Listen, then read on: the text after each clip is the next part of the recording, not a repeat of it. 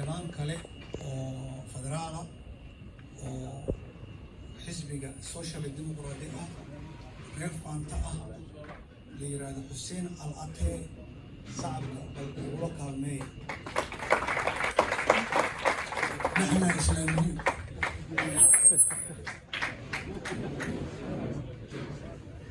بسم الله الرحمن الرحيم. إنا لله وإنا إليه راجعون. Tämän piti olla iloinen juhla tänään. Tosi pahoillani ensinnäkin Abdin perheelle, vaimolle, pienelle lapselle, joka ei ymmärrä mitä tässä on tapahtunut, ja hänen äidilleen, kaikille hänen sukulaisilleen.